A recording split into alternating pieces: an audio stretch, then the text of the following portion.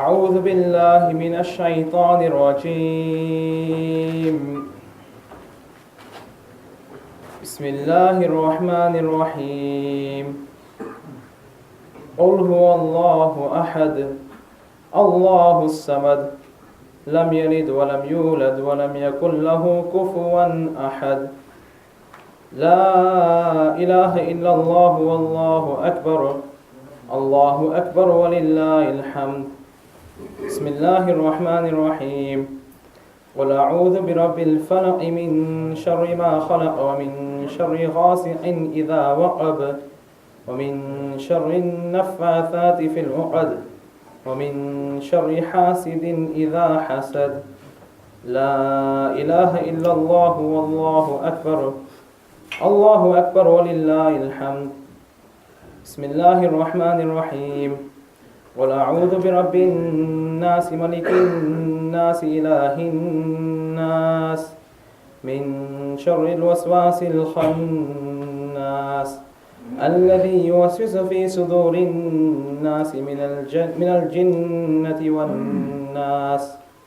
لا إله إلا الله والله أكبر الله أكبر ولله الحمد. بسم الله الرحمن الرحيم. الحمد لله رب العالمين الرحمن الرحيم مالك يوم الدين إياك نعبد وإياك نستعين اهدنا الصراط المستقيم صراط الذين أنعمت عليهم غير المغضوب عليهم ولا الضالين آمين. بسم الله الرحمن الرحيم. ألف لام ميم ذلك الكتاب لا ريب فيه هدى للمتقين الذين يؤمنون بالغيب ويقيمون الصلاة ومما رزقناهم ينفقون والذين يؤمنون بما أنزل إليك وما أنزل من قبلك وبالآخرة هم يوقنون أولئك على هدى من ربهم وأولئك هم المفلحون. صدق الله العظيم.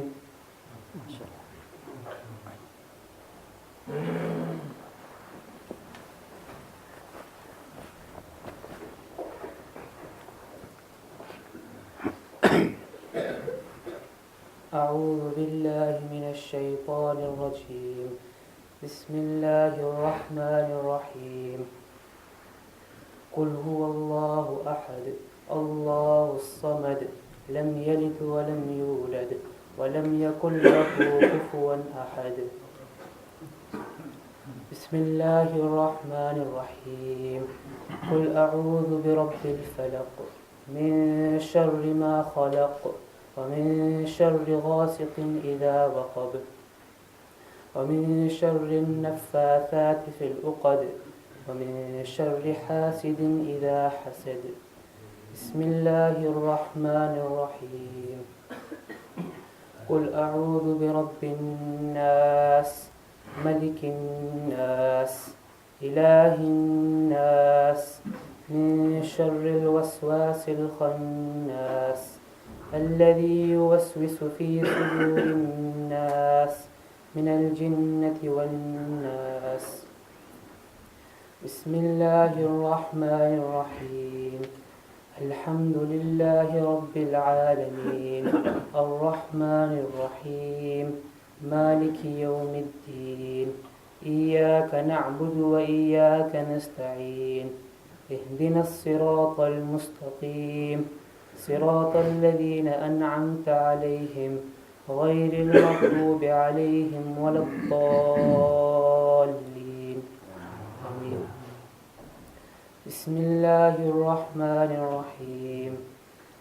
ألف لام ميم ذلك الكتاب لا ريب فيه هدى للمتقين الذين يؤمنون بالغيب ويقيمون الصلاة ومما رزقناهم ينفقون والذين يؤمنون بما أنزل إليك وما أنزل من قبلك وبالآخرة هم يوقنون أولئك على هدى من ربهم وأولئك هم المفلحون صدق الله العظيم.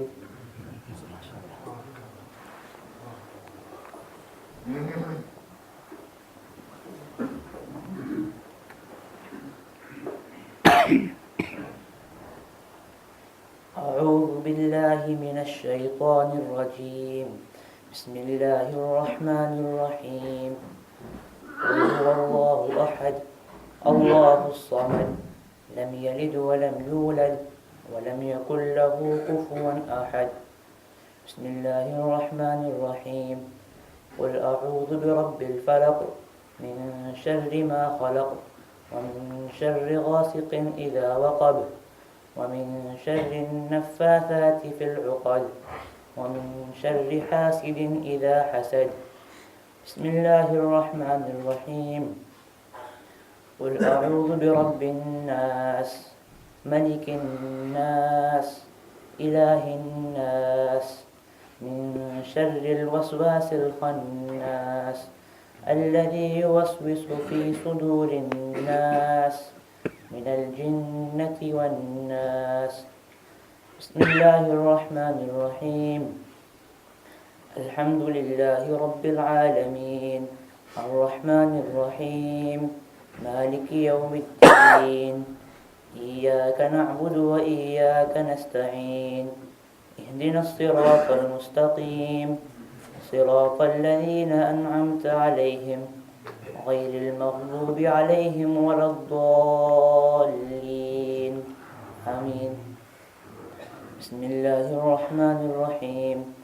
ألف لام ميم ذلك الكتاب لا ريب فيه هدى للمتقين الذين يؤمنون بالغيب ويقيمون الصلاة ومما رزقناهم ينفقون والذين يؤمنون بما أنزل إليك وما أنزل من قبلك وبالآخرة هم يوقنون أولئك على هدى من ربهم وأولئك هم المفلحون صدق الله العظيم.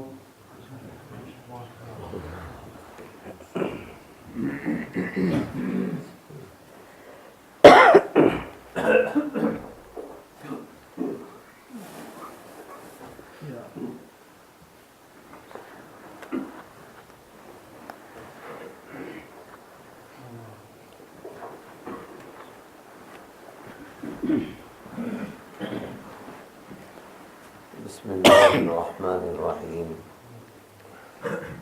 الحمد لله نحمده ونستعينه ونستغفره ونؤمن به ونتوكل عليه ونعوذ بالله من شرور أنفسنا ومن سيئات أعمالنا من يهده الله فلا مضل له ومن يضلله فلا هادي له ونشهد أن لا إله إلا الله وحده لا شريك له ونشهد أن سيدنا ومولانا محمدا عبده ورسوله أما بعد.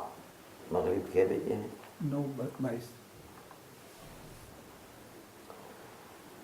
أعوذ بالله من الشيطان الرجيم. بسم الله الرحمن الرحيم. واعبدوا الله ولا تشركوا به شيئا وبالوالدين إحسانا وبذي القربى واليتامى والمساكين وابن السبيل والجار ذي القربى والجار الجنب والصاحب بالجنب وابن السبيل وما ملكت أيمانكم إن الله لا يحب كل مختال فخور الذين يبخلون ويأمرون الناس بالبخل ويكتمون ما آتاهم الله من فضله وأعتدنا للكافرين عذابا مهينا صدق اللہ العظیم۔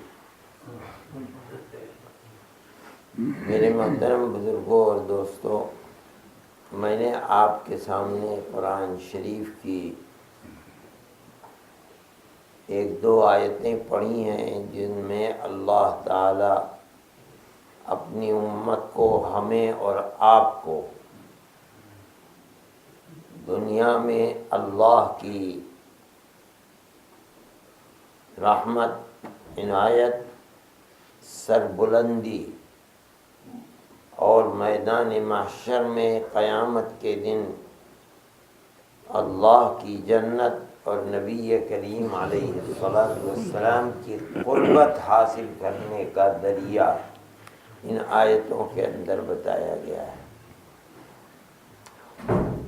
آیت اگرچہ لمبی ہو گئی لیکن میں بڑی مختصر سی سے وقت کے اندر آپ کو اس آیت کے بارے میں بتاؤں گا۔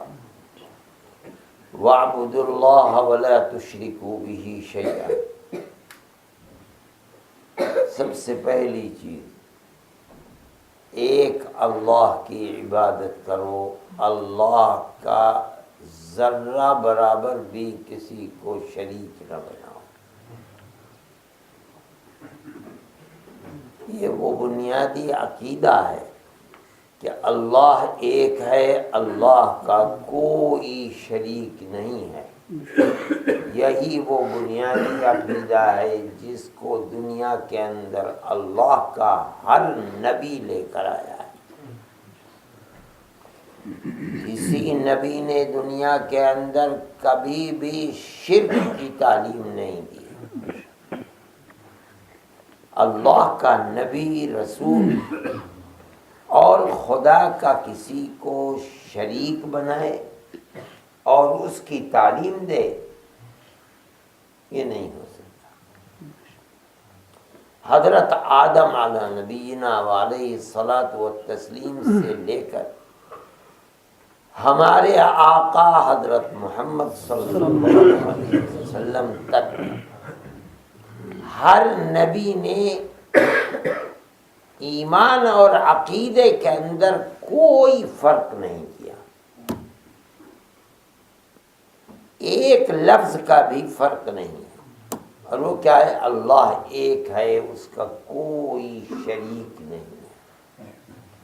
مطلب کیا ہے؟ اس جہان کا پیدا کرنے والا صرف اللہ ہے، انسان کا پیدا کرنے والا صرف اللہ ہے، دولت دینے والا صرف اللہ ہے، رزق دینے والا صرف اللہ ہے، روپیہ پیسہ دینے والا اللہ ہے، عزت و ذلت کا مالک اللہ، ہر خیر اور ہر شر اسی کے قبضے قدرت میں۔ زیادہ دینے والا بھی اللہ ہے، کم کر دینے والا بھی اللہ ہے۔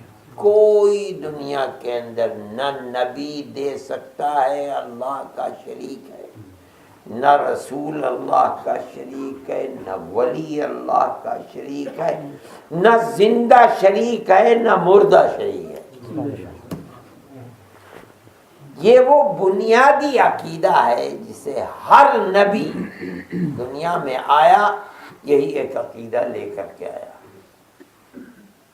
اور اس عقیدے کی وہ اہمیت ہے کہ بغیر اس عقیدے کے نہ کوئی جنت میں جا سکتا ہے، نہ کوئی گناہ گار بغیر اس عقیدے کے جہنم سے چھٹکارا پا سکتا ہے۔ اگر کسی کے دل میں ایک رائی کے دانے کے برابر بھی ایمان تھا دنیا میں، اگر کسی نے اپنی پوری زندگی میں لا الہ الا اللہ محمد الرسول اللہ ایک مرتبہ بھی کہا، اگر ساری زندگی کفر و شرک، تباہی، بربادی، شراب و کباب میں گزر گئی اور مرتے وقت لا الہ الا اللہ محمد الرسول اللہ کہہ دیا، تو چاہے اپنے گناہوں کی سزا میں کتنے ہی دن جہنم میں رہے، مگر کبھی نہ کبھی ایمان کی وجہ سے وہ جنت میں پہنچے گا۔ یہ اس عقیدے کی اہمیت ہے، لا الہ الا اللہ محمد رسول اللہ۔ اور دیکھو یہ عجیب و غریب اتفاق ہے اور خدا کا احسان ہے کہ کوئی امت تنہا امت محمدیہ ہماری ہی امت نہیں ہے۔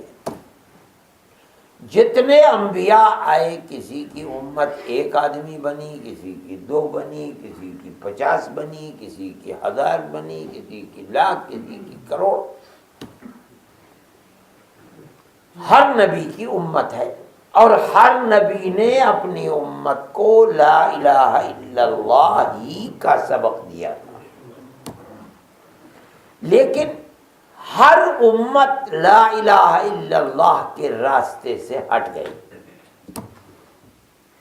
اگر چراغ لے کر ڈھونڈو، بھائی اب اس زمانے کے اندر وہ امتیں جن کے پاس نبی آئے ہیں، یقین کے ساتھ 3 ہی امتیں ہیں۔ یا یہودی ہیں جو کہتے ہیں کہ ہمارے پاس حضرت موسیٰ آئے ہیں، یا عیسائی ہیں جو کہتے ہیں کہ ہمارے پاس حضرت عیسیٰ آئے ہیں، یا مسلمان ہیں جو کہتے ہیں کہ ہمارے پاس حضرت محمد صلی اللہ علیہ وسلم۔ انبیاء کا ذکر قرآن میں آتا ہے، لیکن آج یقین کے ساتھ کوئی دنیا کا طبقہ، کوئی گروہ یہ کہہ دے کہ ہم حضرت ابراہیم کے امتی ہیں، ہم حضرت اسحاق کے امتی ہیں، نہیں کہہ سکتے، نہ کسی کو معلوم ہے۔ قرآن و حدیث یہ بتاتا ہے کہ یہودی حضرت موسیٰ کے امتی ہیں، عیسائی حضرت عیسیٰ کے امتی ہیں، اور ہم اللہ کے فضل و کرم سے حضرت محمد صلی اللہ علیہ وسلم کے امتی۔ حضرت محمد صلی اللہ علیہ وسلم جس عقیدے کو لے کر دنیا میں آئے ہیں، حضرت موسیٰ اور حضرت عیسیٰ بھی اسی عقیدے کو من نوعاً لے کر آئے تھے۔ اللہ کے سوا کوئی اللہ نہیں، اسی اللہ کی عبادت ہوگی، وہی اللہ خزانوں کا مالک ہے، اسی سے بھیک مانگی جائے گی۔ یہی عقیدہ ہر نبی لے کر کے آئے گا۔ لیکن آج اگر آپ چراغ لے کر ڈھونڈیں کہ کسی امت کے اندر یہ عقیدہ مل جائے لا الہ الا اللہ، نہیں ملے گا۔ ہر امت نے اللہ کا شریک بنا دیا۔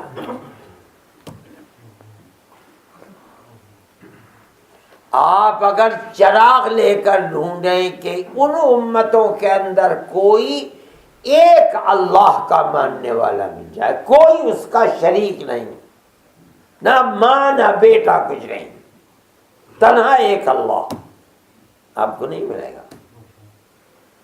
اس کا مطلب ہے کہ ہر امت نے اپنی نبی کے لائے ہوئے ایمان اور عقیدے کو چھوڑ دیا۔ اگر کوئی خوش نصیب امت اپنے نبی کے لائے ہوئے عقیدے کو سینے سے لگائے ہوئے، وہ تنہا امت محمد علی صاحب الصلاۃ والسلام، مسلمان دنیا میں کہیں بھی ہے، اس سے پوچھو عقیدہ کیا ہے تمہارا، کہے گا لا الہ الا اللہ محمد رسول اللہ۔ کیا مطلب ہے؟ اللہ کے سوا کوئی اللہ نہیں ہے، نہ اس کا باپ ہے، نہ اس کی ماں ہے، نہ اس کی اولاد ہے، نہ اس کی بیوی، کچھ نہیں۔ لم یلد ولم یولد، نہ اس نے کسی کو جنا ہے نہ جنا گیا ہے، کیا مطلب؟ نہ کوئی اس کی ماں ہے جس نے اسے جنا ہو، اور ساری دنیا تو اسی طرح پیدا ہوتی ہے۔ تو اگلا جملہ ہے وَلَمْ يَكُنْ لَهُ كُفُوًا، اس جیسا کوئی نہیں ہے۔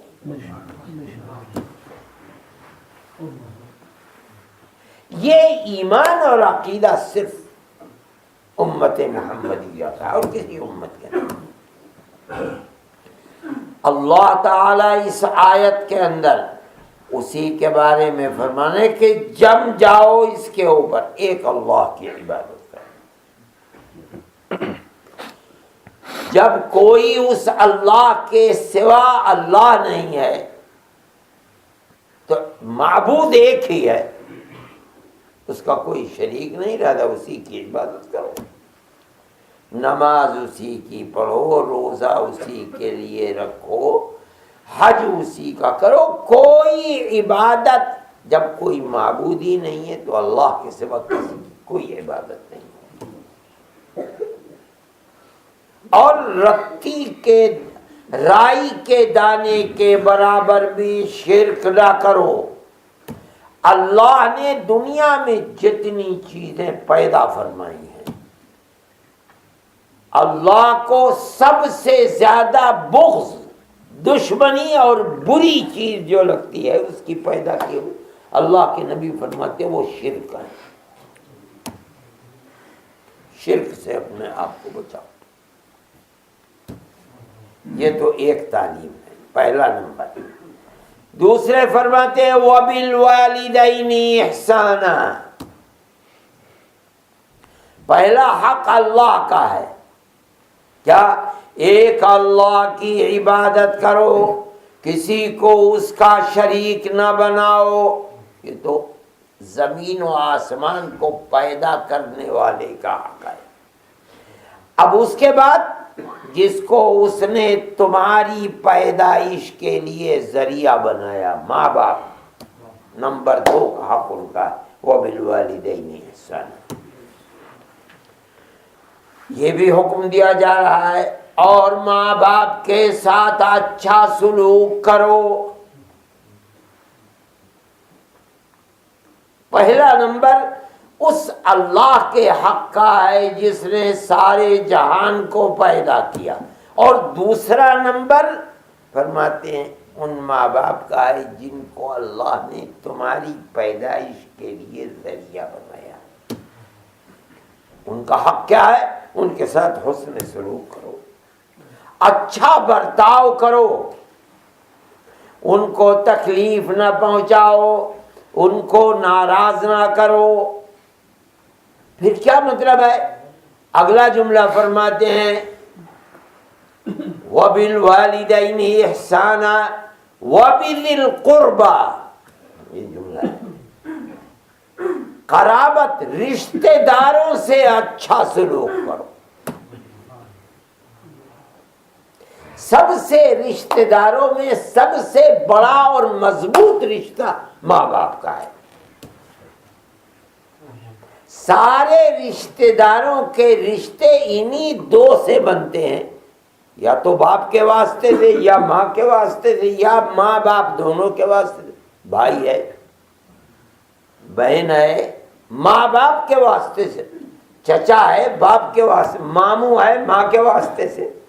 بنیاد تمام رشتوں کی ماں باپ ہیں، اس لیے پہلا نمبر ماں باپ کا ہے۔ اس لیے اللہ کے حق کے بعد پہلا نمبر وَبِالْوَالِدَيْنِ إِحْسَانًا، ماں باپ کے ساتھ اچھا سلوک کرو۔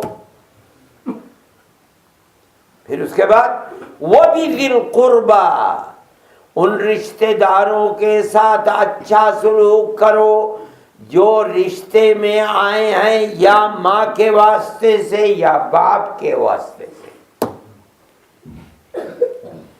اب اللہ حکم دے رہا ہے، جس چیز کا اللہ حکم دیتا ہے تو یہ ضابطہ اور اصول ہے کہ جب حکم دیا جائے گا جس چیز کا، وہ چیز واجب ہو جائے گی۔ واجب کا مطلب کیا ہے؟ واجب کا مطلب ہے کہ اگر آدمی چھوڑ دے گا تو گناہ گار ہوگا، اگر چھوڑ دے گا تو کل قیامت کے دن پوچھا جائے گا کہ کیوں چھوڑا تھا، ہمیں جواب دو۔ یہ ہے واجب کا مطلب۔ واجب کا مطلب ہے کہ جس چیز کا اللہ نے حکم دیا ہے اگر نہیں کیا جائے گا تو اللہ ناراض ہوگا، نافرمانی ہو، گناہ کہتے ہیں نافرمانی ہو، گناہگار ہوگا، اور قیامت کے دن پوچھا جائے گا کیوں نہیں کیا۔ اس سے پتہ چلا کہ اگر کسی نے ماں باپ کو کے ساتھ اچھا سلوک نہیں کیا، کل اللہ پوچھے گا کیوں نہیں کیا تھا، ہمیں جواب دو۔ اسی طرح وہ بھی ذی القربہ، ان ماں باپ کے واسطے سے جو لوگ رشتہ داری میں آئے تھے، اگر ان کے ساتھ اچھا سلوک نہیں کیا تو پوچھا جائے گا کیوں نہیں کیا۔ آدمی گناہگار ہے۔ پھر دیکھیے وہ بھی ذی القربہ دوسرے نمبر پر ہے، پہلے نمبر کے اوپر ماں باپ ہیں۔ اس کا مطلب کیا ہے؟ ماں باپ کے ساتھ اچھا سلوک کرنا ہی ہے، واجب ہے، کرنا پڑے گا، چاہے وہ محتاج ہیں یا وہ محتاج نہیں ہیں، اس سے کوئی بحث نہیں۔ مان لیجئے بوڑھا نہیں ہے، جوان ہے، وہ اولاد کی کسی بھی مدد کا محتاج نہیں ہے، دولت مند بھی ہے، چلتا بھی ہے، پھرتا بھی ہے، مگر وہ پہلے نمبر پر ہے۔ اس کا مطلب ہے کہ ماں باپ کو ان کے ساتھ اچھا سلوک کرنا ہی ہے، ان کی خدمت کرنی ہی ہے، اس سے کوئی بحث نہیں کہ وہ محتاج ہے یا محتاج نہیں ہے۔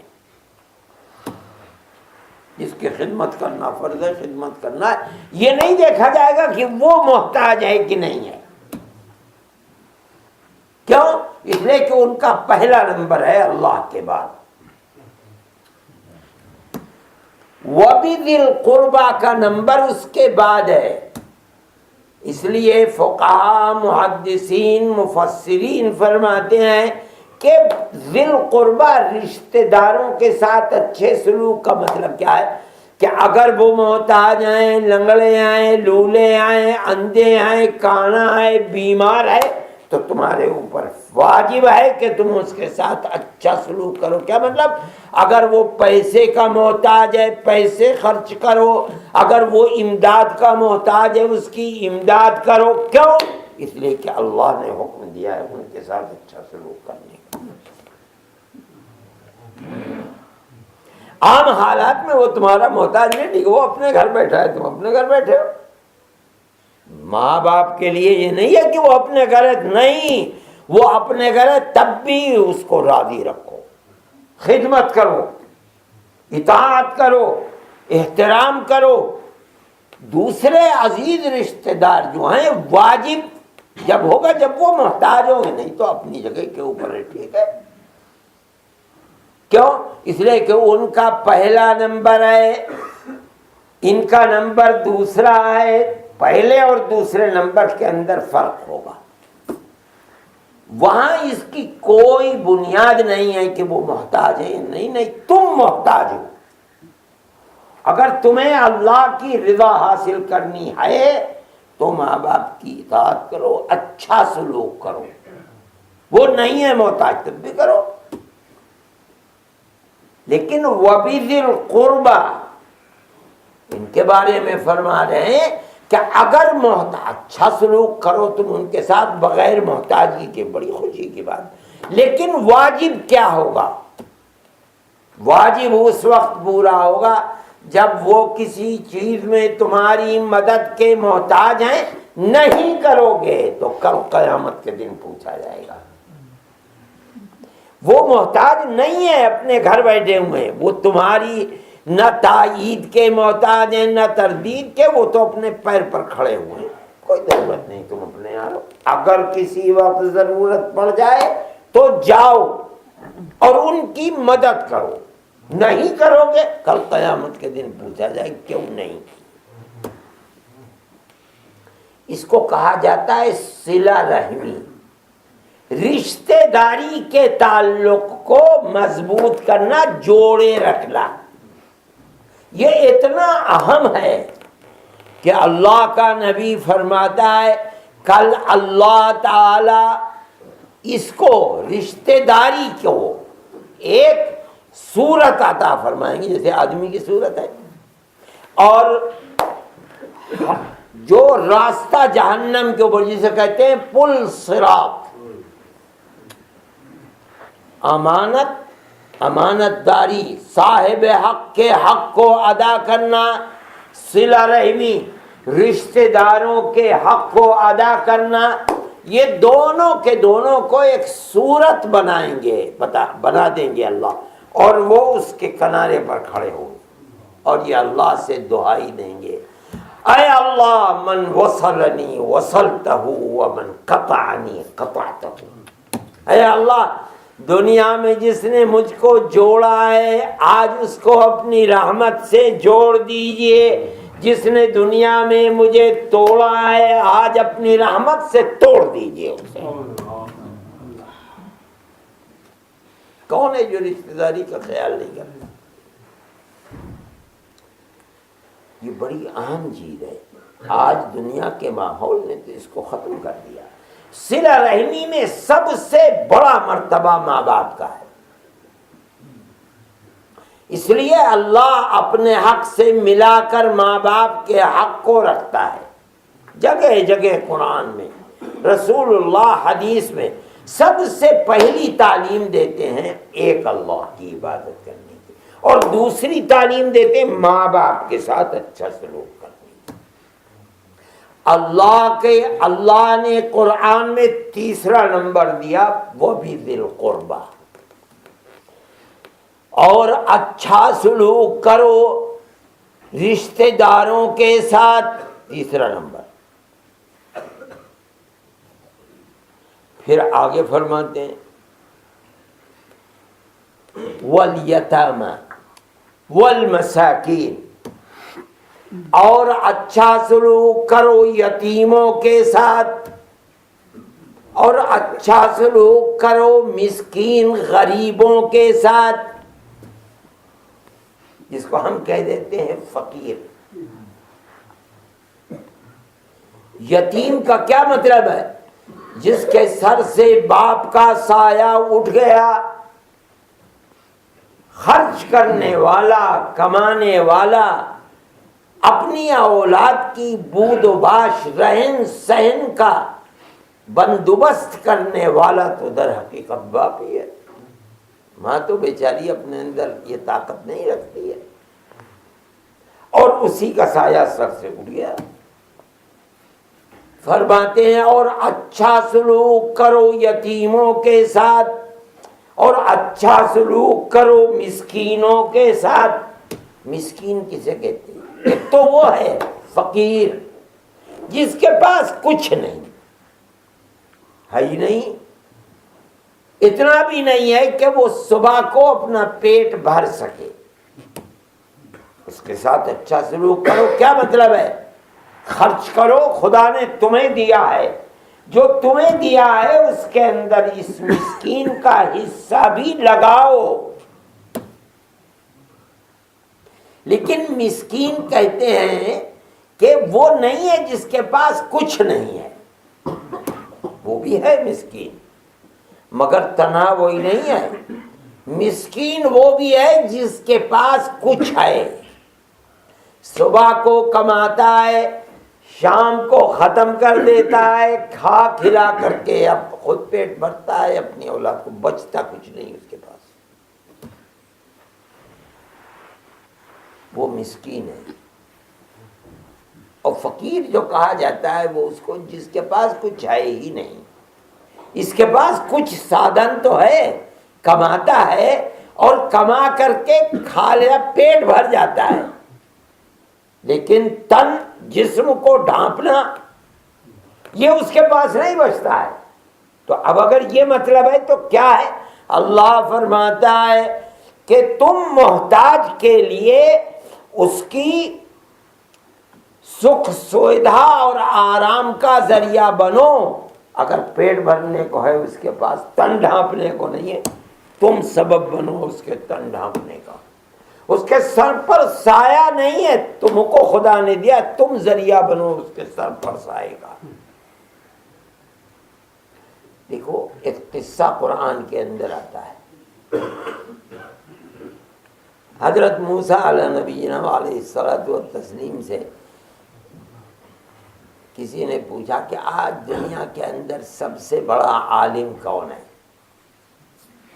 حضرت موسیٰ تو نبی تھے، نبی سب سے بڑا عالم اس لیے ہوتا ہے کہ اللہ کے پاس سے اس کے پاس جبریل امین وہی لے کر کے آتے ہیں، تو علم اللہ اپنا علم نبی کی طرف منتقل کرتا ہے۔ انہوں نے کہا میں سب سے بڑا عالم ہوں، میں نبی ہوں۔ اللہ کو یہ بات پسند نہیں ہے، فرمایا جاؤ فلاں جگہ دریا کے کنارے یا سمندر کے کنارے، وہاں ہمارا ایک بندہ بیٹھا ہوا ہے، وہاں جاؤ۔ چنانچہ قرآن کے اندر اس کا ذکر ہے، وہ لے کر کے اپنے ایک ساتھی کو وہاں پہنچ گیا۔ وہ واقعہ ہے، یہ ہوا مچھلی کو کھایا، چنی مچھلی کود گئی، وہ سب مفسرین لکھتے ہیں۔ وہاں بیٹھے وہ دیکھا تو کنارے پر ایک سر سے اوپر سے اوڑھے ہوئے ایک آدمی بیٹھا ہے۔ انہوں نے جا کر کے سلام کیا، السلام علیکم۔ تو اس نے کہا انا بِعَرْضِكَ السلام، تم اس سرزمین پر جہاں کوئی رہتا نہیں، یہاں سلام کرنے والا کون ہے؟ دیکھا، کہا کون؟ کہا میں موسیٰ ہوں۔ کہا موسیٰ بنی اسرائیل؟ کہاں؟ مجھے اللہ نے حکم دیا ہے کہ میں آپ کے پاس آؤں، اور جو اللہ نے آپ کو علم دیا ہے، مما علمت رشدا، رشد و ہدایت کا جو علم ہے، میں اس کو سیکھنے کے لیے آیا ہوں۔ خیر آپس میں کچھ بات چیت ہوئی کہ یہ شرط ہے، یہ شرط ہے، اس کو قبول کر لیا، چلے آگے۔ فانطلقا حتى اذا ركبا في السفينة خرقها، چلے تو اس کشتی کو توڑنے لگے۔ اب سمندر کے اندر کشتی یا دریا کے اندر لوگ اس کے اوپر سوار ہو رہے ہیں، تم اس کو توڑنے لگے۔ توڑنے کا انجام کیا ہے کہ پانی باہر سے اندر آنے لگے گا، پانی اندر آئے گا تو کشتی ڈوب جائے گی، وہ کشتی ڈوبے گی تو ہم سب اس کے اندر ڈوب جائیں گے۔ فوراً کہا اخرقتها لتغرق اهلها، اس لیے توڑ رہے ہو بڑے میاں اس کو کہ تاکہ جتنے کشتی میں بیٹھے سب کو ڈبو دو۔ کہنے لگے میں نے تم سے کہا نہیں تھا کہ تم میرے ساتھ نہیں رہ سکتے، اگر رہنا ہے تو شرط یہ ہے کہ مجھ سے پوچھو گے نہیں میں کیا کر رہا ہوں، تم نے تو وعدہ کیا تھا، اور میں جانتا ہوں کہ تم اپنے وعدے پر کبھی پورے نہیں اتر سکتے، ہو ہی نہیں سکتا ہے۔ نبی کو اللہ نے جس چیز کو ناجائز کہہ دیا ہے، نبی کبھی ناجائز کو دیکھ کر سکوت خاموشی نہیں کر سکتا، یہ ہو ہی نہیں سکتا۔ اسی لیے یہ ایک اصول ہے کہ اگر نبی نے کسی چیز کو دیکھا زمانہ نبوت میں اور اس کے اوپر نکیر نہیں کی کہ مت کرو، یہ دلیل ہے اس بات کی کہ وہ جائز ہے۔ یہ ہو ہی نہیں سکتا کہ نبی دیکھے اور خاموش رہ جائے۔ حضرت عیسیٰ کے پاس جو علم اور وحی آ رہی تھی اس کے اندر تو یہ تھا کہ جس نے اجرت پر کرائے پر کسی چیز کو لیا ہے وہ نفع تو حاصل کر سکتا ہے، لیکن اس میں تصرف کرے، اسے توڑ دے پھوڑ دے اور گرا دے اور وہ اندر غرق ہو جائے، اس کا تو حق ہی نہیں نا اسے۔ نبی ہوتے ہوئے وہ خاموش کیسے رہ جائیں گے؟ خضر جانتے تھے اس بات کو کہ تم خاموش نہیں رہ سکتے، لیکن خدا نے مجھے ایک ایسا علم دیا جو تمہارے پاس نہیں ہے۔ اب یہ جو جب آپس میں الگ ہو گئے کہ بھائی تم ہمارے ساتھ نہیں رہ سکتے، بھائی تمہارا راستہ دوسرا ہمارا راستہ دوسرا، تو اب فرماتے جو دیکھو تمہیں تین چیزوں پر تمہیں اعتراض تھا، میں بتاتا ہوں تینوں چیزیں۔ اب قرآن کیا کہتا ہے؟ اما السفینۃ فکانت لمساکین یعملون فی البحر، فأردت أن أعيبها، یہ کشتی جو صبح سے شام تک چلاتے تھے، اس کنارے سے اس کنارے پر لے جاتے تھے، لوگوں سے پیسے لیتے تھے، اس کنارے پر سے اس کنارے پر لاتے تھے، لوگوں سے پیسے لیتے تھے۔ قرآن کہتا ہے کہ یہ کشتی مسکینوں کی تھی۔ اس کا مطلب ہے کہ جن کو مسکین کہا جا رہا ہے ان کے پاس سادھن تو ہے، ادھر سے ادھر ادھر سے ادھر کمانے کا، صبح سے شام تک کماتے ہیں۔ مسکین اسے کہا جائے گا جس کے پاس کچھ سادھن ہے مگر اتنا نہیں ہے کہ پیٹ بھی بھر لے اپنا اور اپنے بچوں کا، گھر والوں کا، اور اس سے بچ بھی جائے۔ اب قرآن کی اس آیت کو دیکھو، والیتامى، یتیم جس کے سر پر کوئی سہارا نہیں، والمسکین فقیر ہو یا اتنا تو ہے کہ پیٹ بھر لیتا ہے مگر بچتا کچھ نہیں ہے۔ اللہ فرماتا ہے ان کے ساتھ بھی حسن سلوک کرو۔ کیا مطلب؟ جس کے محتاج ہیں وہ، پیٹ بھرنے کے تو محتاج نہیں ہے، اب حسن سلوک کیا ہے؟ اس کے علاوہ جس چیز کے محتاج ہیں خدا نے تمہیں دیا ہے، تم ان کے اوپر خرچ کرو۔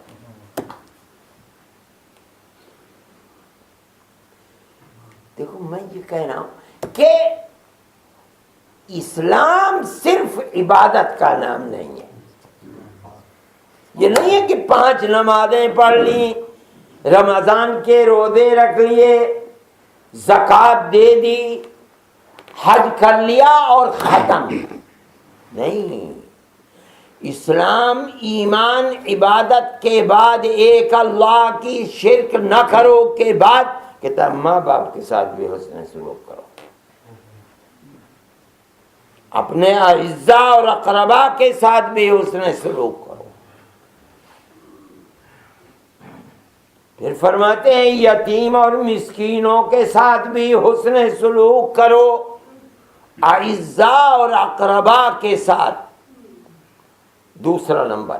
پھر یتیم اور مسکین فرماتے ہیں وہ آدمی جو یتیم کے سر پر ہاتھ پھیرتا ہے، اللہ کا نبی فرماتا ہے جتنے بال اس کے ہاتھ کے نیچے آئیں گے ہر بال کے بدلے میں 10 نیکیاں۔ کیوں؟ تو نے یتیم کے سر پر ہاتھ رکھ کر اس کے دل کو سہارا دیا ہے۔ یہ اللہ کو اتنا پسند ہے کہ ہر ایک بال پر 10۔ اب کتنے بال ہیں؟ ہو سکتا ہے کل قیامت کے دن جب اس کا عمل ترازو میں تولا جائے گا، یتیم کے سر پر ہاتھ رکھ دینا ہی اس کے عمل کو باری بنا دے اور جنت کا ذریعہ بنا دے۔ اور پھر فرمایا حدیث کے اندر اگر کوئی آدمی اس سے آگے بڑھ کر کسی یتیم کے ہاتھ کو پکڑتا، بھائی میں اس یتیم کی پوری پرورش کروں گا، اپنی اولاد کی طرح پالوں گا، اس کی ساری زندگی کی ہر ضرورت کی کفالت کروں گا، ذمہ داری لوں جیسے اپنی اولاد کو پالتا ہوں۔ فرماتے ہیں انا وکافل الیتیم کہاتین، جس طرح یہ 2 انگلیاں ہیں، حدیث سناتا ہے ذرا سا فصل آپ نے کیا، بھائی نبوت کا مرتبہ تو الگ ہے لیکن قربت ہے۔ صرف یہ ایک عمل اگر انسان مومن ہے اور دوسرے اعمال کے اندر کچھ کمی بھی ہے، اللہ تعالیٰ اس ایک عمل صالح کی وجہ سے کہ اس نے یتیم کی کفالت کی ہے، اللہ دوسرے گناہوں کو محو فرما دیں گے، بے وزن کر دیں گے۔ یہ ہے فرماتے ہیں کہ والیتامى والمساکین، پھر فرماتے ہیں والجار ذی القربى والجار الجنب۔ اب آؤ 5ویں چیز فرماتے ہیں وہ پڑوسی جو بالکل قریب ہے، یا وہ پڑوسی کہ پڑوسی بھی ہے اور قرابت بھی ہے، رشتہ دار بھی ہے۔ پھر والجار الجنب، وہ پڑوسی جو دور ہے، یا پڑوسی ہے ایک دو مکان کے فاصلے سے، یا پڑوسی ہے مگر کوئی رشتہ داری نہیں ہے، فرماتے ہیں ان کے ساتھ بھی حسن سلوک کرو۔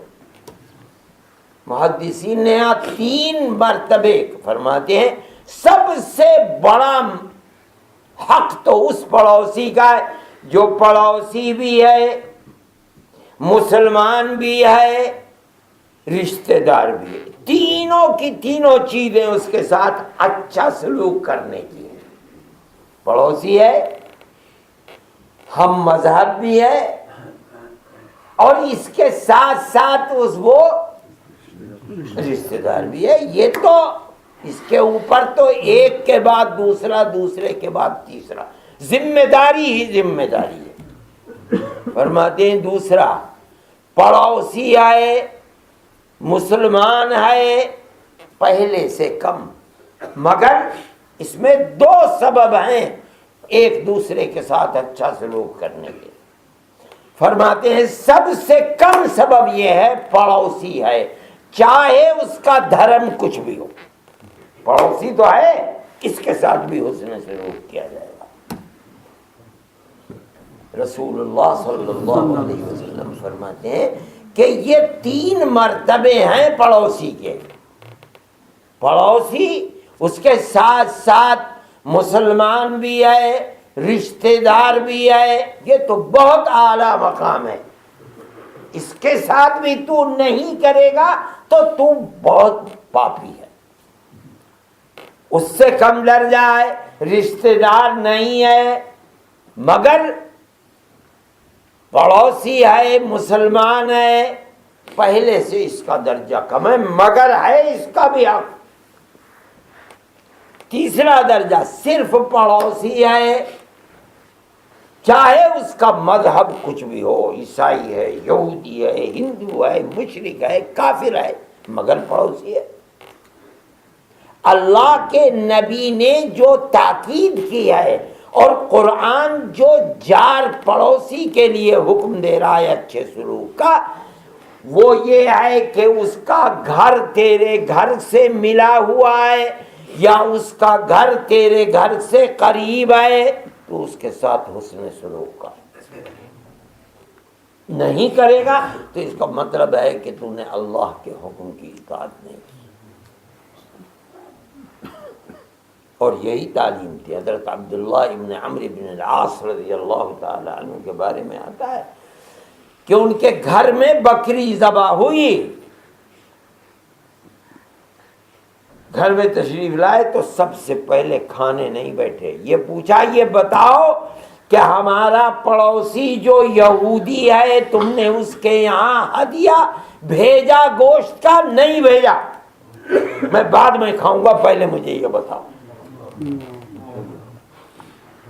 مجھے اللہ کے نبی نے یہ فرمایا ہے کہ مجھے جبریل امین نے پڑوسی کے حق کو ادا کرنے کی، اس کے ساتھ اچھا سلوک کرنے کی اتنی تعلیم دی، اتنی تعلیم دی، اتنا کہا، مجھے یہ لگنے لگا کہ کہیں ایک کے مرنے کے بعد پڑوسی کو اس کی وراثت میں بھائی کی طرح شریک نہ کر دیا جائے۔ یہ کون ہے؟ چاہے دھرم کچھ بھی ہو لیکن پڑوسی ہے، اس کا حق ہے۔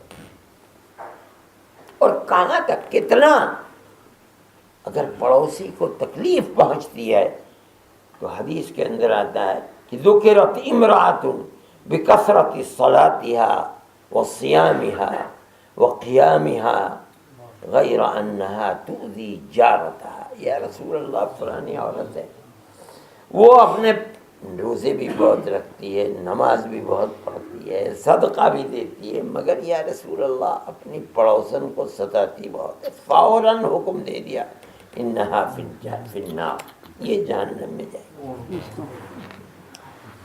اس سے کوئی بحث نہیں کہ پڑوسی کا دھرم کیا ہے، مذہب کیا ہے، نہیں، پڑوسی ہے، اس کے حق کو ادا کرو۔ والجار الجنب، تو جار جنب تو وہ ہے، ایک تو وہ ہے جو قریب ہے یا رشتہ دار ہے، فرماتے ہیں جار جنب وہ ہے کہ جو رشتہ دار نہیں ہے یا دور ہے، دو مکان کے بعد ہے، یہ صحیح ہے، پہلا حق اس کا ہے، مگر وہ بھی ہے تو پڑوسی، محلہ تو ایک ہی ہے، اس کے ساتھ بھی اچھا سلوک کیا جائے گا۔ پھر فرماتے ہیں والصاحب بالجنب وابن السبیل، والصاحب بالجنب، صاحب صحبت جس کے ساتھ اٹھنا بیٹھنا ہو قریب، بالجنب پہلو میں، برابر پہلو میں کیا ہے؟ حضرت علی کرم اللہ وجہہ فرماتے ہیں وہ صاحب بالجنب سے مراد ہے بیوی، وہی تو مرد کے پہلو کے اندر ہے، کیا مطلب؟ بیوی کے ساتھ بھی اچھا سلوک کرو، وابن السبیل، ابن السبیل کا ترجمہ ہے اور راستے کا بیٹا، مگر مفہوم کیا ہے ابن السبیل؟ وہ جو راستے میں چل کر تمہارے پاس آتا ہے مہمان، بیوی کے ساتھ اچھا سلوک کرو، مہمان کے ساتھ اچھا سلوک کرو، کوئی بھی مسافر ہو، چاہے تمہارا قریب ہو دور، اگر آ جائے، فرماتے من کان یؤمن باللہ والیوم الآخر فلیکرم ضیفہ، جس کے دل میں اللہ پر اور قیامت کے دن پر ایمان ہے اور وہ یہ یقین رکھتا ہے کہ موت کے بعد کل قیامت آئے گی، وہاں ہر کیے کا حساب دینا ہوگا، تو یاد رکھو اگر یہاں اپنے مہمان کا اکرام نہیں کیا تو کل اللہ پوچھے گا کیوں نہیں کیا۔ جو قیامت کے دن سے ڈرتا ہے، قیامت کا دن آنے سے پہلے اس دنیا میں اپنے مہمان کا اکرام کرے۔ یہ کون تعلیم دے رہا ہے؟ اللہ کس کو تعلیم دے رہا ہے؟ پہلی تعلیم حضرت محمد صلی اللہ علیہ وسلم، اور ان کے واسطے سے یہ تعلیم ہے اپنے بندوں۔ آگے وَمَا مَلَكَتْ أَيْمَانُكُمْ، اور ان کے ساتھ حسن سلوک کرو جن کے تمہارے ہاتھ مالک ہیں، یعنی تم مالک ہو۔ دیکھو اس کے اندر عام طریقے پر مفسرین کہتے ہیں کہ غلام اور باندیا، لیکن بعض مفسرین کہتے ہیں جن کے تم مالک ہو، اس کے اندر گدھا، بکری، بیل، اونٹ، ہر چیز آتی، مالک تو ہو تم ان کے۔ کیا مطلب ہے؟ اپنے وہ جانور جن کو تم نے خریدا ہے، جن سے تم کام لیتے، ان جانوروں کے ساتھ بھی اس نے سلوک کرو۔ یہ اسلام کی تعلیم ہے، لوگ جانتے نہیں۔ آج تو اسلام کی تصویر یہ پیش کہ اسلام سے خراب کوئی مذہب نہیں، اور تعلیم اسلام کی ہے۔ اللہ کا نبی حضرت محمد صلی اللہ علیہ وسلم جا رہے تھے اور ایک اونٹ آپ کو دیکھ کر کے زمین پر بیٹھ کر کے اپنی گردن اور سر اس نے زمین کے اوپر رکھ دیا۔ پوچھا کس کا ہے یہ اونٹ؟ فرمایا کہ فلاں فلاں لوگوں کا ہے۔ فرمایا مجھے بیچ دو۔ کہنے لگے یا رسول اللہ آپ کے لیے تو جان بھی حاضر ہے، اس اونٹ کی کیا ہے، لیکن ان بیچاروں کا اس کے علاوہ کوئی اور کمائی کا دھندا ہی نہیں ہے، اگر یہ چلا گیا تو کس چیز سے؟ فرمایا یہ اونٹ شکایت کر رہا ہے کہ کام زیادہ لیا جاتا ہے، پیٹ بھرا نہیں جاتا ہے، اس کے پیٹ کو بھرو۔ اللہ کا نبی جانور کے بارے میں اللہ فرما رہا ہے وَمَا مَلَكَتْ أَيْمَانُكُمْ، جن کے تم مالک ہو، اور زیادہ یہی سمجھ میں وہ چیز، ماں اور من یہ دو الگ الگ چیزیں ہیں، الفاظ ہیں۔ من آتا ہے ان کے انسانوں کے لیے، اور ما آتا ہے جن کو ذوی العقول نہیں سمجھا. یہ تو جانور ہے. ما ملک ہے وہ چیزیں جن کے تم مالک ہو. جانوروں کے ساتھ بھی اچھا سے یہ سب تمہارے چھوٹے ہیں، پڑوسی ہیں، پتہ نہیں غریب فقیر کون ہے، اس کو پیٹ بھر کے کھانا بھی میسر ہوتا ہے نہیں. تم دولت مند ہو، اس کے پاس بیٹھنا، اس کی ضرورت کو پوچھنا، ان کے ساتھ اچھا سا. آدمی اگر دولت مند ہے تو فقیروں کے ساتھ بیٹھنا کون پسند کرتا ہے؟ پڑوسیوں کے ساتھ بیٹھنا کون پسند کرتا ہے؟ اپنے باندی اور جانوروں کی رعایت رکھنا کون پسند کرتا ہے؟ اس لیے اگلا جملہ فرمایا ان اللہ لا يحب كل مختال فخور. یاد رکھو اللہ کسی بھی تکبر کرنے والے کو، اکڑ اکڑ کر چلنے والے کو پسند نہیں کرتا. تکبر کسے کہتے ہیں؟ صحابہ نے عرض کیا کہ یا رسول اللہ، ہر شخص تو ہم میں سے یہ چاہتا ہے کہ اس کا جوتا اچھا ہو، اس کا لباس اچھا ہو، اور تکبر ایسی چیز ہے کہ جس کے قلب میں ایک رائی کے دانے کے برابر بھی تکبر ہوگا اللہ نے اس کے لیے جنت کو حرام کر دیا. آپ فرماتے تو ہم تو ہر شخص تکبر. فرمایا تکبر اس کا نام نہیں، تکبر نام ہے غمس الناس وجحد الحق. لوگوں کو اپنے سے ذلیل سمجھنا، چھوٹا سمجھنا اور حق کا انکار کرنا، اسی کو تکبر کہتے ہیں. کیا مطلب ہے؟ اگر تم اپنے پڑوسیوں کی، آنے جانے والوں کی، یہاں تک کہ اپنے مملوک جانوروں کی، یہاں تک کہ اپنے غریب فقیر رشتہ داروں کی، یتیموں کی، مسکینوں کی رعایت نہیں کرتے، ان کی ضرورتوں کو سمجھتے نہیں ہو کہ کس کس چیز میں سے، تو اس کا مطلب یہ ہے کہ تم اپنے آپ کو بہت بڑا سمجھتے ہو. تو سمجھ لو ان اللہ کو تمہاری کوئی فکر نہیں ہے. فکر تو اس کی ہوتی ہے جس سے محبت ہوتی ہے. جب محبت ہی نہیں ہے تو چاہے مر جاؤ، چاہے بیمار ہو جاؤ، چاہے مصیبت کا شکار، اللہ کو تمہاری کچھ بھی پڑی ہوئی نہیں ہے. کیوں؟ کہ تم اپنے آپ کو دوسروں سے بہت بڑا سمجھتے ہو. پھر ان کی تشریح فرماتے ہیں یہاں مختال اور متکبر اور مغرور سے کون لوگ مراد ہیں؟ ان کا عمل کیا ہے؟ الذین یبخلون، وہ لوگ مراد ہیں جو بخل کرتے ہیں، خدا نے جو دولت دی ہے اس کو خرچ نہیں کرتے. ارے بھائی حسن سلوک کرو، کس کے ساتھ؟ ماں باپ کے ساتھ، اور نیچے اترو رشتہ داروں کے ساتھ حسن سلوک کرو، یتیموں کے ساتھ حسن سلوک کرو، مسکینوں کے ساتھ حسن سلوک کرو، پڑوسیوں کے ساتھ حسن سلوک کرو. یہ جو ایک لسٹ ہے اوپر سے نیچے تک اللہ، یہ کیسے ہوگا حسن سلوک؟ ان کی ہر ضرورت کو پورا کرو.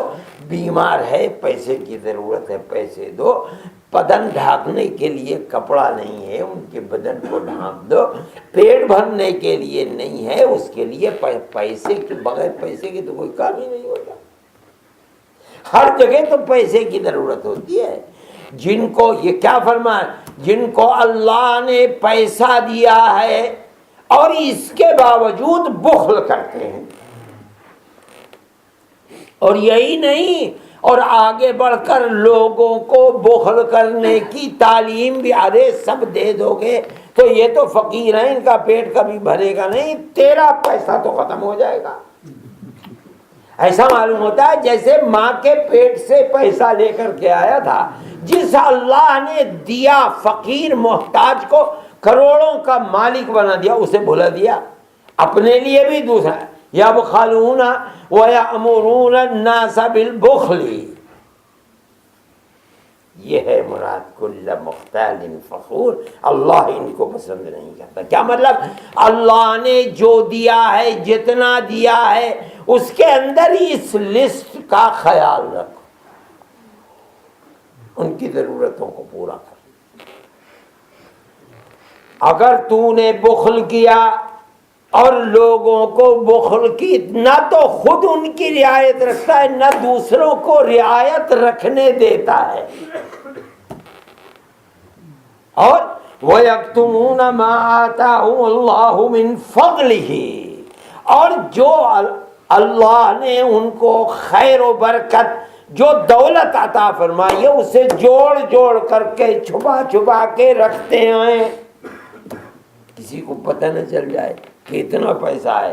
اگر پتہ چل جائے گا تو چوری ہو جائے گی، نکل جائے گا، مانگنے والے آ جائیں گے، سوال کرنے والے آ جائیں گے، اس لیے چھپا چھپا کر کے رکھتے ہیں۔ پھر فرماتے ہیں وَأَعْتَدْنَا لِلْكَافِرِينَ عَذَابًا مُهِينًا۔ کفر دو ہے، ایک تو ہے کفر کا مطلب ہے اللہ کا انکار کرنا، یہاں وہ مراد نہیں۔ وَأَعْتَدْنَا ارے ماں باپ کے ساتھ اچھا سلوک، ماں باپ رشتہ داروں کو پیدا کر دیا۔ ایک آدمی ہو تنتنا، نہ کوئی قبیلہ، نہ خاندان، نہ رشتہ دار، مصیبت میں پڑتا ہے۔ یہ تو خدا کی بہت بڑی نعمت ہے کہ تیرے سر کے اوپر ماں باپ کا سایہ ہے، تیرے رشتہ دار ہیں، تیرا خاندان اور قبیلہ ہے۔ خدا نے تجھے دولت دی، تو ماں کے پیٹ سے فقیر پیدا ہوا تھا، کچھ بھی نہیں تھا۔ وہ فقیر جو صبح سے شام تک بھیک مانگتا ہے، جیسے وہ پیدا ہوا تھا ماں کے پیٹ سے خالیات، ویسے ہی تو پیدا ہوا تھا۔ یہ اللہ کی عنایت مہربانی ہے کہ تجھے لاکھوں کا مالک، کروڑوں کا بنا دیا، اور وہ فقیر ہے، بھیک مانگتا ہے۔ ہونا کی چاہیے تو اللہ کا شکر ادا کرتا، اگر نہیں ادا کرتا تو اس کا مطلب ہے یہاں کفر سے مراد ہے کفران نعمت، اللہ کی نعمت کی قدردانی نہ کرنا۔ جو اللہ کی نعمت کی قدردانی نہیں کرتا ہے، اللہ فرماتا ہے بہت ذلیل کرنے والا عذاب تیار ہے اس کے لیے۔ دنیا بدلے کی جگہ نہیں ہے، ذرا اسے دنیا کو ختم ہونے دے، پھر دیکھ ہمارے پاس ہم تجھے بتائیں گے۔ میرے بھائی، اسلام تو صرف عبادت کا نام نہیں، صحیح ہے، عبادت بڑی اہم چیز ہے، اور عبادتوں میں نماز تو ایمان کے بعد نمبر 2 کی چیز ہے، لیکن یہ سمجھنا کہ اسلام صرف عبادت ہی کا نام ہے، روزہ، نماز، حج، زکوٰۃ کر لیا اور بس ختم، گنگا پار کر لی، نہیں۔ اسلام کے اندر معاملات ایک انسان کا دوسرے انسان کے ساتھ رہن سہن کس طرح کا ہو، اس کی بڑی اہمیت، اور یہ آیت پوری اسی طرح سے اوپر سے نیچے تک کس طرح کا معاملہ ایک انسان کا دوسرے انسان کے ساتھ ہونا چاہیے۔ مسلمان نے اللہ اور اس کے رسول کی اس تعلیم کو چھوڑ دیا، حالانکہ دنیا کے اندر جو اسلام پھیلا ہے وہ نماز روزے سے نہیں پھیلا۔ ابھی نماز تو آدمی تہجد پڑھتا ہے تو اپنے گھر کی تاریخ میں پڑھتا ہے، نماز پڑھتا ہے تو مسجد میں آ کر کے پڑھتا ہے، روزہ رکھتا ہے تو روزہ اپنے گھر میں رکھتا ہے، روزہ صبح سے شام، حج کرتا ہے تو وہاں جا کر کے کرتا ہے۔ اسلام تو اصل میں اللہ کی اسی تعلیم کی ایک انسان مومن کا معاملہ قطع نظر اس کے کہ اس کا دین اور دھرم کیا ہے، معاملہ کیسا ہوگا اس کے ساتھ۔ جن لوگوں نے قرون اولیٰ کے اندر آج سے 1400 سال پہلے آ کر کے ہندوستان میں 1300 سال پہلے آ کر کے ان اخلاق اور قرآن کی اس تعلیم کے مطابق زندگی گزاری، دیکھو آج ہندوستان غیر منقسم ہندوستان کے اندر 1300 سال میں کتنا مسلمان ہیں، 50 کروڑ مسلمان ہیں۔ کہاں سے پھیل گیا اسلام ساری دنیا کے اندر، اور آج بھی میں یہ جانتا ہوں کہ یورپ اور امریکہ کے اندر جتنی قبولیت اسلام کو حاصل ہے، حالانکہ ہم اسلام کو پیش نہیں کر پا رہے ہیں اپنے عمل سے، تعلیم سے، اپنے کردار سے، اپنے معاملے سے، اس کے باوجود بھی لوگ اسلام کو قبول کر رہے ہیں۔ اسلام کی تعلیمات جو ایک انسان کو انسان کے ساتھ کس طرح رہنا چاہیے، کسی دوسرے دھرم کے اندر آپ کو یہ تعلیمات نہیں ملیں۔ قصور ہمارا ہے کہ ہم ان تعلیمات پر اپنی زندگی کو اتار نہیں پا رہے ہیں، اور یہ بڑی بدقسمتی ہے ہماری۔ اگر ہم آج بھی دنیا کے ان ملکوں میں جہاں ہم رہتے ہیں اپنے اس کردار کو عام کر دیں اور یہ باور کرانے میں کامیاب ہو جائیں دوسروں کو کہ یہ ہے اسلام اور ہماری یہ تعلیم ہے، تو اسلام کی صحیح تصویر اپنے اندر ایسی جاذبیت رکھتی ہے کہ دنیا کا کوئی اور مذہب اس کا مقابلہ نہیں کر سکتا، اس لیے کہ ہر مذہب نے اپنے نبی کی دی ہوئی چیزوں کو چھوڑ دیا۔ اگر کوئی پکڑے ہوئے ہے تو مسلمان ہی اس عقیدے کو پکڑے ہوئے ہیں۔ عملی زندگی میں خرابی ہے۔ میرے بھائی، اپنے پڑوسیوں کے ساتھ اس کا سلوک اچھا کرو، اپنے رشتہ داروں کے ساتھ اچھا سلوک کرو، غریبوں کے ساتھ اچھا سلوک کرو، مسکینوں کے ساتھ اچھا معاملہ کرو، یتیموں کو اپنے سینے سے لگاؤ۔ یہ وہ تعلیمات ہیں جو تعلیمات لوگوں کے دلوں کے اندر گھر کرتی ہیں۔ اللہ ہم سب کو حسن عمل کی توفیق۔ میرے بھائی، ان بچوں نے قرآن کو پورا کیا، یہ تو بہت بڑی نعمت ہے۔ یہ تعلیمات قرآنی کی تعلیمات ہیں، اور نبی کریم علیہ الصلوۃ والسلام پر یہ کتاب اتری ہے، اور یہ کتاب پہلی کتاب نہیں ہے اللہ کی۔ اللہ کی کتابیں تو انبیاء کے اوپر اترتی رہی ہیں۔ قرآن کے اندر آتا ہے ہم نے حضرت داؤد کو زبور کتاب عطا فرمائی تھی۔ آج اس کتاب کے ماننے والے نظر ہی نہیں آتے ہیں۔ تورات و انجیل ہے، صحف ابراہیمی ہیں جن کا ذکر قرآن کے اندر آتا ہے، لیکن کسی بھی امت کا اپنی کتاب سے وہ تعلق نہیں ہے جو اس امت کو قرآن سے تعلق۔ آپ اگر چراغ لے کر ڈھونڈیں کہ آپ کو تورات و انجیل کا کوئی حافظ مل جائے، آپ کو نہیں ملے گا۔ کہاں ہے تورات و انجیل؟ کوئی تو حافظ ملے گا نہیں۔ اور ہمارے اتنے حافظ ہیں کہ اگر مسجدوں کے اندر تراویح جہاں بڑی مسجدیں ہیں پڑھتے ہیں تو مسجدیں کم ہیں، حفاظ زیادہ ہیں۔ ایک ایک مسجد میں دو دو تین تین، یہاں تو چار چار حافظ قرآن پڑھتے ہیں۔ یہ کیوں؟ اس لیے کہ مسجدیں کم ہیں، حفاظ زیادہ ہیں۔ اور اگر بڑی مسجد میں، یہاں تو پتہ نہیں، مجھے ہندوستان میں تو ایسا ہوتا ہے کہ اگر لقمہ کی ضرورت پڑے پڑھنے والے کو، کہیں بھول گیا تو ایک دم ٹوکنے والے پیچھے اتنے ہوتے ہیں کہ امام خاموش کھڑا ہو جاتا ہے، یہ سمجھ بھی نہیں آتا کس کا لقمہ ہے۔ حافظ اتنے ہیں، یعنی اس میں کوئی مبالغہ نہیں کہ اگر خدا نخواستہ جتنے سارے لکھے ہوئے قرآن ہیں یہ ختم ہو جائیں تو اتنے حفاظ موجود ہیں جو پورا قرآن بیٹھ کر کے لکھوا دیں بغیر کسی غلطی۔ یہ صرف ایک قرآن کی ایسی کتاب کوئی دنیا کی کتاب نہیں۔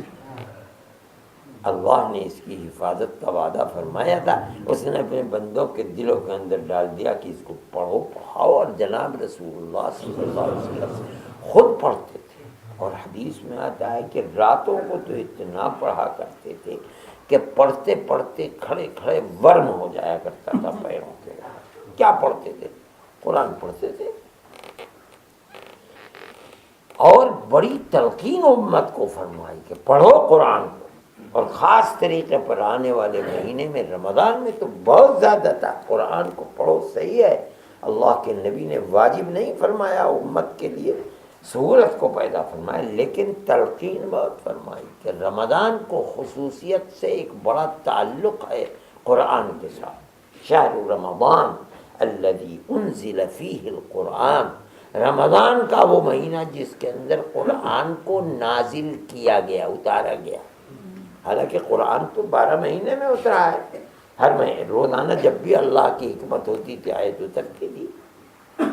حضرت عبداللہ ابن عباس رضی اللہ تعالیٰ عنہ فرماتے ہیں کہ جہاں آج کعبۃ اللہ ہے، اس کے اوپر بالکل اتنا ہی بڑا ایک گھر اللہ نے بنایا ہے جس کا نام ہے بیت العزہ. لو حبط لحبط علی کعبۃ اللہ، اگر وہ اوپر سے اترے تو خاص کعبۃ اللہ کے اوپر ہی آئے گا.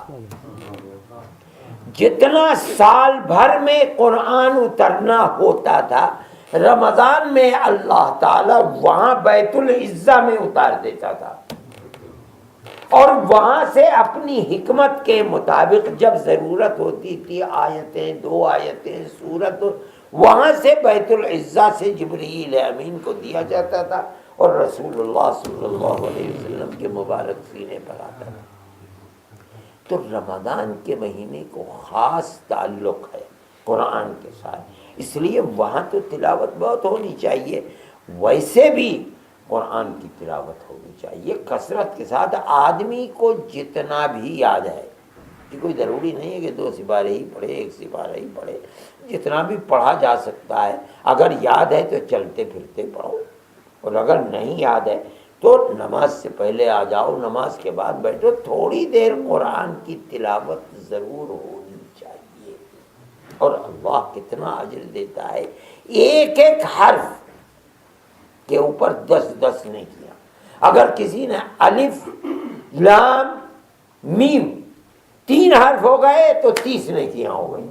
اب اگر کسی نے 1 سپارہ پڑھ لیا تو کتنے ہزار الفاظ پڑھ لیے، اور ہر لفظ کی 10 نے کیا، روزانہ لاکھوں نے کیا. توقع ہے کہ کل قیامت کے دن میدان محشر میں اللہ نیکیوں کو بھاری فرما دیں گے اور گناہ ہلکے ہو جائیں گے. انہوں نے تو قرآن کو حفظ کیا ہے، تو روزانہ چلتے پھرتے اٹھتے بیٹھتے قرآن کی تلاوت کر سکتے ہیں، اور انشاءاللہ کریں گے. اللہ ان بچوں کو عالم بعمل بنائے، قرآن سے کی نسبت مضبوط فرمائے، اور ہمیشہ قرآن پڑھنے کی توفیق عطا فرمائے اور اس پر عمل کرنے کی توفیق عطا فرمائے، تاکہ کل میدان محشر میں یہ اپنے خاندان والوں کے لیے سرخروئی کا سبب بنے، ماں باپ کے لیے، اپنے رشتہ داروں کے لیے شفاعت اور مغفرت کا ذریعہ بنے. اللہ ہم سب کو عمل صالح کی توفیق خیرات و برکات سے نوازے، دین پر ثابت قدمی عطا فرمائے.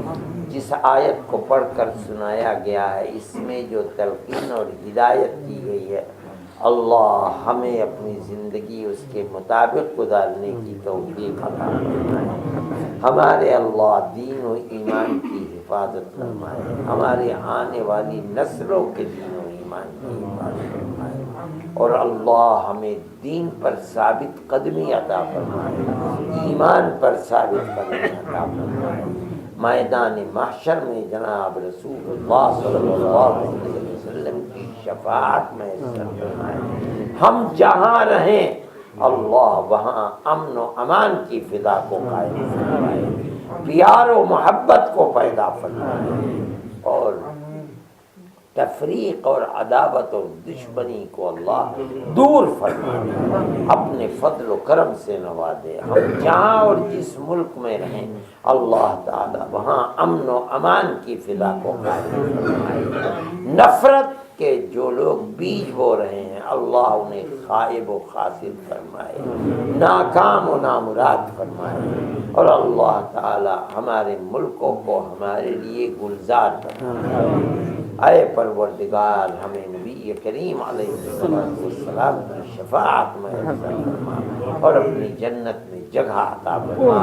ہمارے بیماروں کو شفا عطا فرما، جو قرض میں مبتلا ہیں ان کو قرض سے سلوک فرما. اے اللہ ہمیں اور ہمارے بچوں کو بچیوں کو عفت و پاک دامنی عطا فرما، حیاء ایمانی عطا فرما. اے اللہ اسلام پر ایمان پر ثابت قدمی عطا فرما، آئے پروردگار اپنے فضل و کرم سے نواز دے، ہماری دنیا کو بھی بہتر فرما دے، ہماری عقبہ کو بھی بہتر فرما دے، ہمیں ایمان پر ثابت قدمی عطا فرما اور حسن خاتمہ میں صلی اللہ تعالی علی خیر خلقہ سیدنا محمد وعلی آلہ